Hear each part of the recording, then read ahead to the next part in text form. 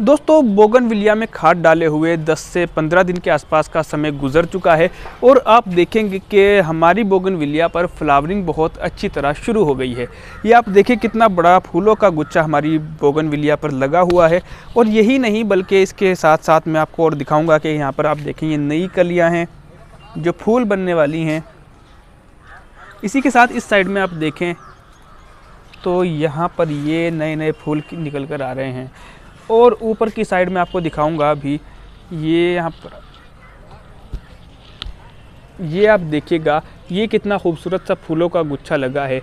आप सोचेंगे कि ये अलग अलग कलर के फूल क्यों आ रहे हैं, तो इसकी मैं आपको वजह बताता हूँ कि ये जो मेरे पास वैरायटी है ये डबल शेड में है या वेरीगेटेड है। इस तरह से आप समझिए कि इसके ऊपर कोई गुच्छा बिल्कुल डार्क गुलाबी कलर के फूलों का खिलता है, कोई इसके ऊपर फिर मिली जुली शेड का वाइट के साथ और पिंक की शेड का फूल निकलता है। इसी के साथ साथ बहुत बार ऐसा होता है कि बिल्कुल वाइट कलर के फूल भी इस पर निकलने लगते हैं। तो यहीं आप देखें कि ऊपर की साइड आपको बिल्कुल गुलाबी फूल दिखाई दे रहे होंगे और यहीं पर आप थोड़ा नीचे की साइड आएँ तो यहाँ पर जो आपको है गुलाबी के साथ थोड़ी थोड़ी वाइट की शेड भी दिखाई देगी।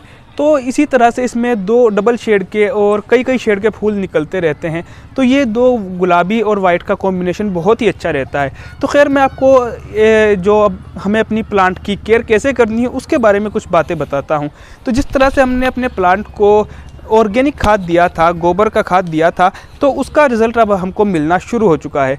तो अब हमको इसका जो खाद है, इसकी जो पावर है उसको बनाकर रखना है। तो इसके लिए हम इसमें थोड़ा खाद का जो केमिकल के खाद हैं या और दूसरे हमारे खाद हैं उनको बनाकर रखेंगे। तो उसका तरीका क्या होगा, तो हमको एक मिक्सचर तैयार करना है जिसमें हम सरसों खली लेंगे और 1 लीटर पानी में 50 ग्राम के आसपास सरसों खली हम घोलेंगे और उसी में हम 1 चम्मच DAP और थोड़ा NPK के कुछ दाने डालेंगे और कम से कम 24 घंटे के लिए उसको घुलने के लिए रख देंगे। और फिर इस सॉल्यूशन को डिज़ोल्व करके अपनी बोगनविलिया में देते जाएंगे। और सिर्फ बोगनविलिया ही नहीं बल्कि और दूसरे प्लांट में भी अगर आप चाहें तो उसको दे सकते हैं। और ये जो आपने सॉल्यूशन तैयार किया है ये आप 10-15 दिन तक भी आप इसको उठाकर रख सकते हैं और इसको अपने प्लांट में इस्तेमाल कर सकते हैं। और ये फूलों वाले और दूसरे प्लांट के लिए भी बहुत अच्छा होता है। इसी के साथ साथ लिक्विड फर्टिलाइज़र का आप इस्तेमाल कर सकते हैं। लिक्विड फर्टिलाइज़र बनाने की मैं वीडियो बहुत जल्द बनाने वाला हूं।